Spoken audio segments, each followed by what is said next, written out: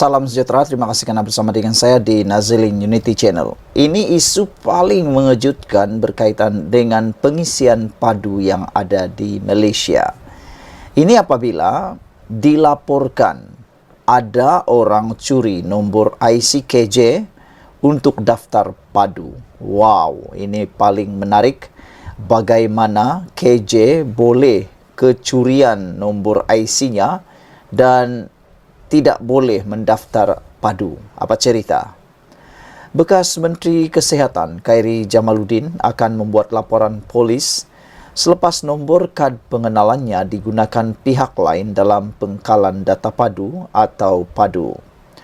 Dia mengetahui perkara itu selepas gagal mendaftar dalam sistem itu apabila dia gagal berbuat demikian kerana akaunnya telah wujud.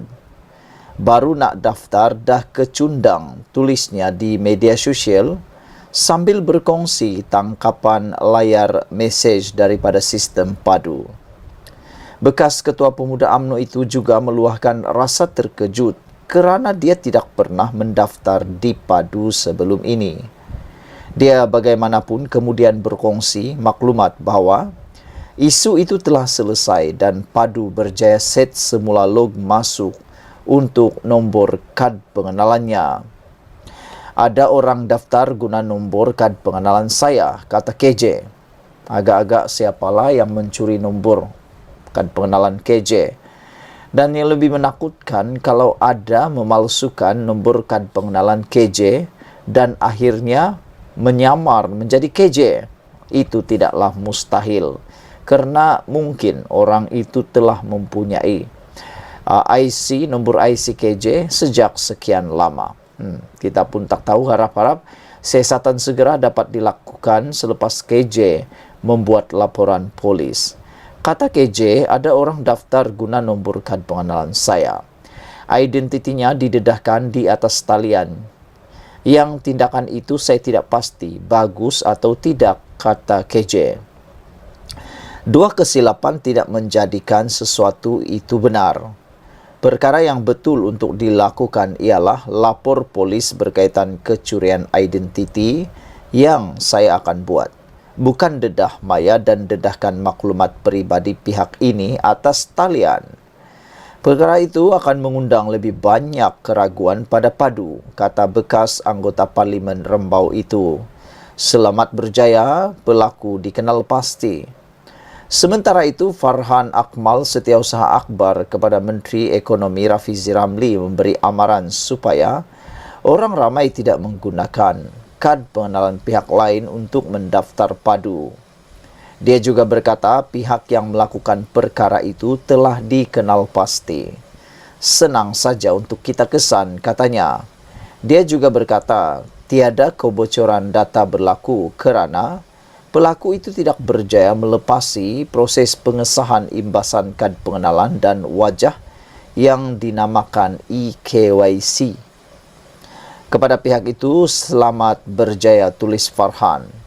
Terdahulu, Perdana Menteri Anwar Ibrahim berkata, Rafizi telah diminta menjelaskan isu berkaitan pendaftaran padu pada Kabinet minggu ini. Anwar berkata penjelasan perlu dibuat susulan kebimbangan Premier Sarawak Abang Johari Tun Openg terhadap sistem itu. Saudara-saudara sekalian, itulah dia. Identitas yang telah dikenal pasti mencuri nombor IC KJ.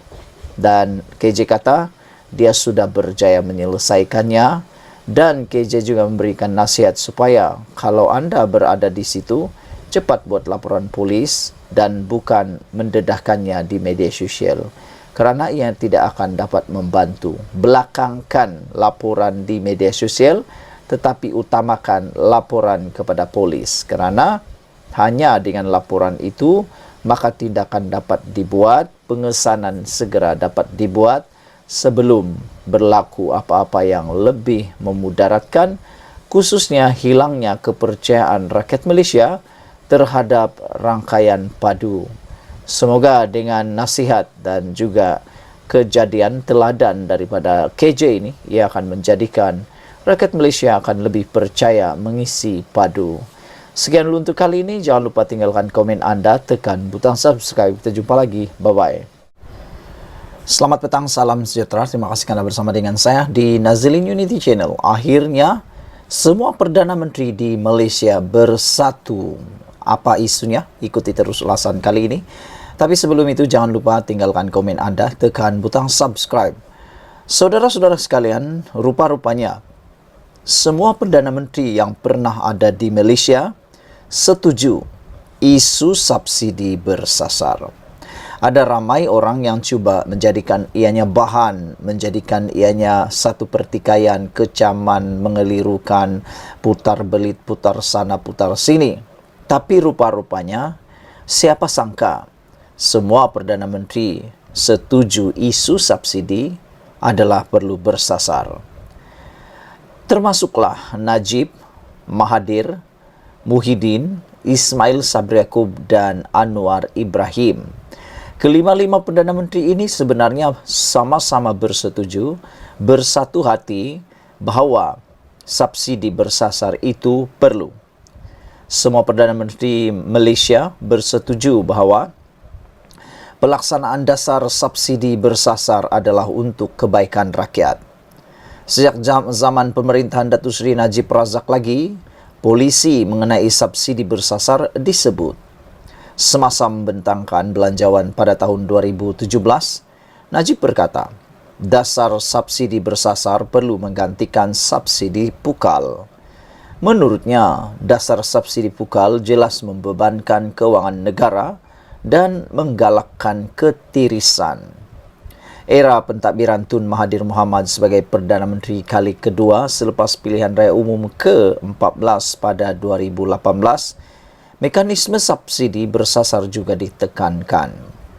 Ketika itu, kerajaan memberi jaminan bahawa pelaksanaan subsidi petrol bersasar sampai kepada golongan yang layak. Seterusnya, Tan Sri Muhyiddin Yassin pula sepakat bahawa hanya golongan sasar iaitu mereka dalam kumpulan B40 dan B60 sahaja berhak menerima subsidi. Muhyiddin juga tahu pada masa ini semua pihak tanpa mengira status kaya atau miskin, warga asing atau tempatan menikmati subsidi yang sama. Malah, beliau sendiri pernah menyatakan bahawa kajian mendapati 50 hingga 51% daripada subsidi kerajaan digunakan oleh mereka dalam kategori orang berada ataupun orang kaya. Melangkah ke era pentadbiran Datuk Seri Ismail Sabri Yaakob, kerajaan ketika itu sedang mencari mekanisme terbaik untuk merangkas subsidi bersasar. Usaha tersebut, kata Ismail Sabri Yaakob, bagi memastikan rakyat yang berhak tidak tercicir atau tertinggal daripada menikmati subsidi itu. Sehubungan itu, tindakan pembangkang pada masa ini yang terus-menerus mempersoalkan pelaksanaan subsidi bersasar hanya permainan politik kepartian yang tidak menguntungkan rakyat. Ini termasuklah sindiran Mahal Dahni yang mengaitkan kenaikan harga barang juga tidak membantu kumpulan sasar yang benar-benar layak menerima bantuan dan subsidi mendapat manfaat.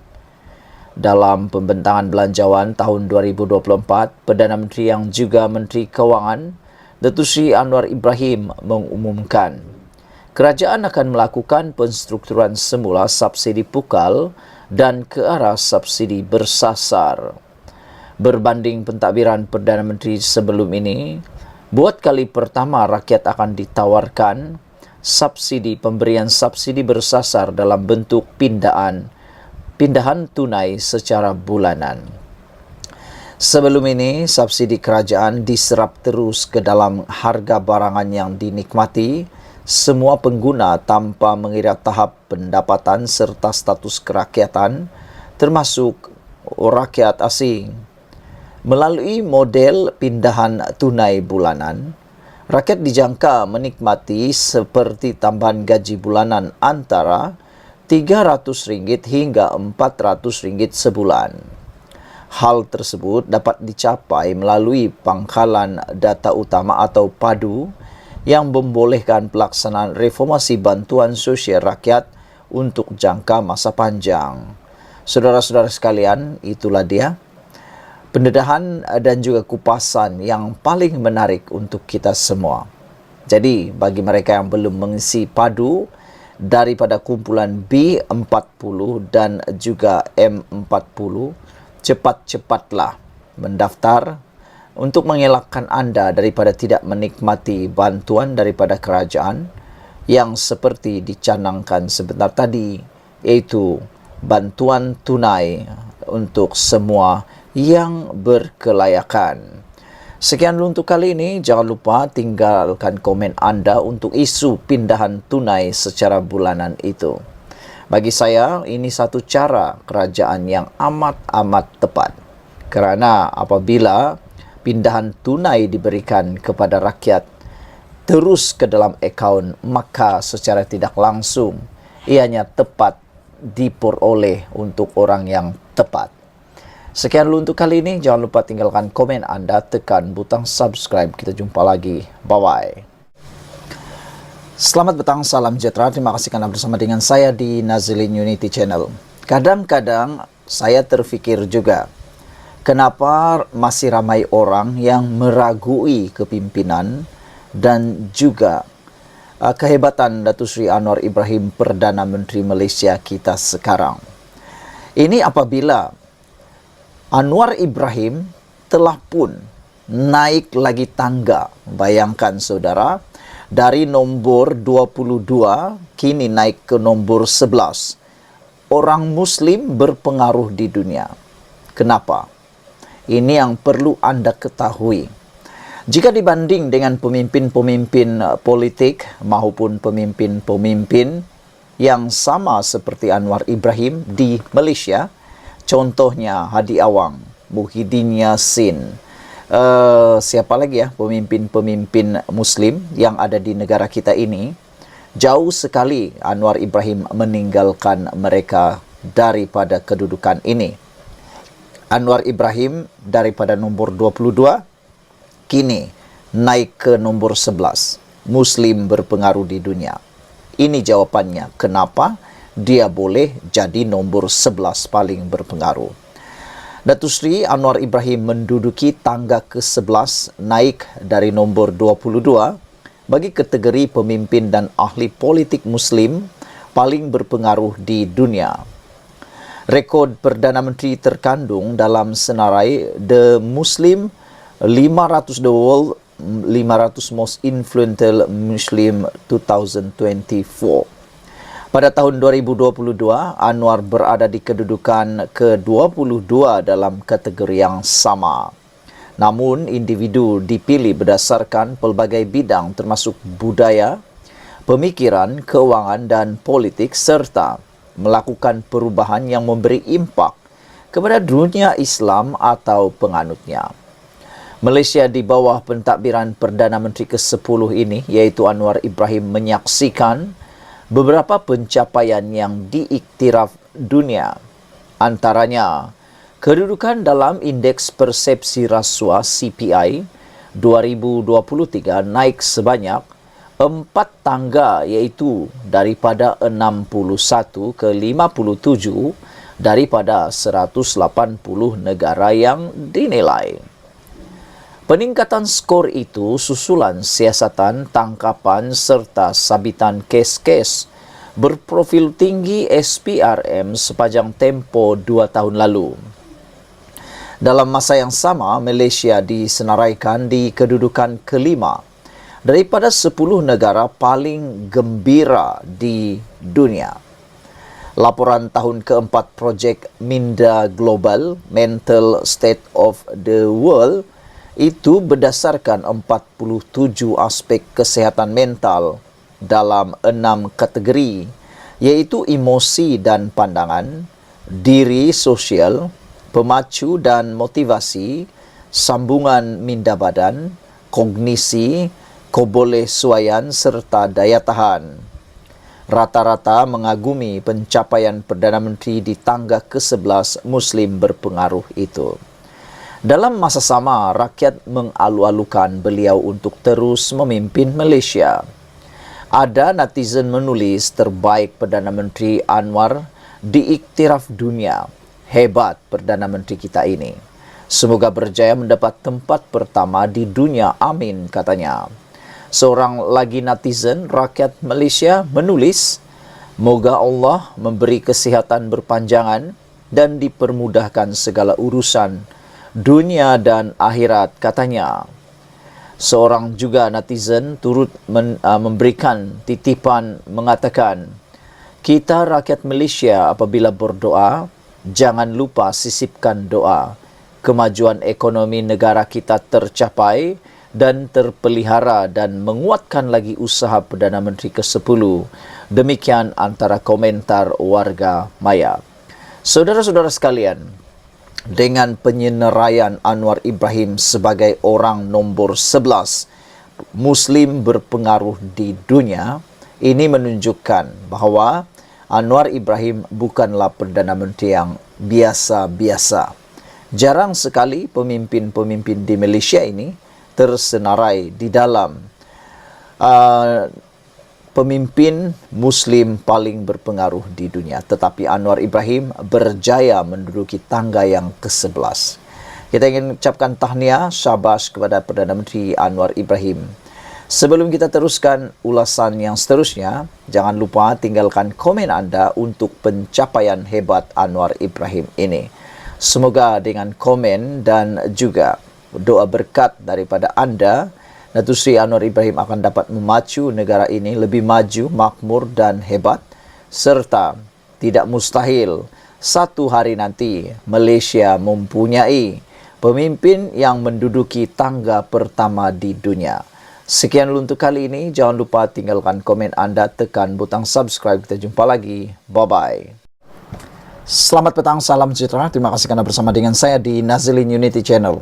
Ini satu pendedahan paling menarik, paling besar dan panas hari ini, melibatkan Jana Wibawa dan Muhyiddin Yassin. Akhirnya, Muhyiddin buat satu keputusan yang di luar jangkaan semua rakyat Malaysia, terutamanya para pengikut politik Malaysia. Ini apabila Muhyiddin Yassin henti rayuan di Mahkamah Persekutuan. Ada netizen yang bertanya apakah mimpi Muhyiddin sehingga dia hentikan rayuan di Mahkamah Persekutuan berkaitan pendakwaan Jana Wibawa ini. Mereka kata, adakah dia sudah putus harapan atau berserah saja kepada ketentuan perkembangan dan perbicaraan di mahkamah. Mereka kata apa yang diimpikan oleh Muhyiddin Yassin sehingga dia menghentikan rayuan di Mahkamah Persekutuan. Presiden Bersatu Muhyiddin Yassin telah mengemukakan notis untuk menghentikan rayuan bagi kes Jana Wibawa di Mahkamah Persekutuan 2 hari selepas memohon semakan di Mahkamah Rayuan. Notis tersebut dikemukakan melalui firma guaman Chetan Jatwani berdasarkan dokumen yang dilihat oleh Malaysia kini. Bekas Perdana Menteri itu didakwa di Mahkamah Session Kuala Lumpur tahun lalu atas 4 pertuduhan penyalahgunaan kuasa dan 3 tuduhan pengubahan wang membabitkan projek Jana Wibawa. Dia dituduh menggunakan kedudukannya sebagai bekas Perdana Menteri dan Presiden Bersatu untuk mendapatkan ganjaran sebanyak 232.5 juta daripada 3 syarikat dan seorang individu antara 1 Mac 2020 dan 20 Ogos tahun 2021. Pada 15 Ogos tahun lalu, Mahkamah Tinggi Kuala Lumpur memutuskan bahawa tuduhan salah guna kuasa terhadap Muhyiddin adalah cacat dan tidak selari dengan kanun tata cara jenayah. Bagaimanapun, Mahkamah Rayuan mengembalikan tuduhan tersebut bulan lalu dengan memutuskan pertuduhan terhadap Muhyiddin adalah jelas dan tidak kabur. Muhyiddin cuba membatalkan keputusan tersebut di Mahkamah Persekutuan dengan memfailkan rayuan. Tetapi pendakwa Wan Syarudin Wan Ladin menegaskan bahawa undang-undang hanya membenarkan kes ini dibawa ke Mahkamah Rayuan kerana ia bermula di Mahkamah Seksyen. Muhyiddin kemudian memfailkan permohonan kepada Mahkamah Rayuan untuk mengkaji semula keputusannya sebelum mengemukakan notis hari ini untuk menghentikan rayuan di Mahkamah Persekutuan. Saudara-saudara sekalian, ini satu keputusan daripada Muhyiddin yang memang mengejutkan seluruh rakyat Malaysia. Apakah nasib Muhyiddin selepas ini? Kita pun tak tahulah. Ada juga netizen mereka kata nasib Muhyiddin akan hitam selepas ini, kata mereka. Ada yang menulis tidak lama lagi mungkin Muhyiddin boleh menemankan Najib di Hotel Kajang, kata mereka. Namun demikian, ada juga yang mendoakan supaya perbicaraan Muhyiddin segera selesai dan beliau boleh dilepaskan dan kemenangan berpihak kepada Muhyiddin. Ada pelbagai komen daripada netizen. Apa pula komen daripada anda untuk keputusan Muhyiddin kali ini? Sebelum kita berpisah, sila tinggalkan komen anda, tekan butang subscribe. Kita jumpa lagi. Bye-bye. Salam sejahtera, terima kasih kerana bersama dengan saya di Nazilin Unity Channel. Berita yang kita tunggu-tunggu ialah apakah nasib 6 ahli parlimen bersatu yang mengisytiharkan sokong pada Anwar Ibrahim. Adakah mereka sudah dipecat, diberikan tunjuk sebab atau dibuang daripada bersatu? 6 ahli parlimen bersatu kata setakat ini tiada surat tunjuk sebab dari bersatu. Itu daripada Syed Abu Hussein. 6 ahli parlimen Parti Pribumi Bersatu Malaysia Bersatu yang mengisytiharkan sokongan kepada Perdana Menteri Datuk Seri Anwar Ibrahim masih belum menerima sebarang surat tunjuk sebab susulan pindahan perlembagaan yang dibuat oleh parti pada 2 Mac lalu. Ahli Parlimen Bukit Gantang Datuk Syed Abu Hussein Hafiz Syed Abdul Fasal berkata, setakat ini tiada perubahan melibatkan status ke-6 ahli parlimen tersebut.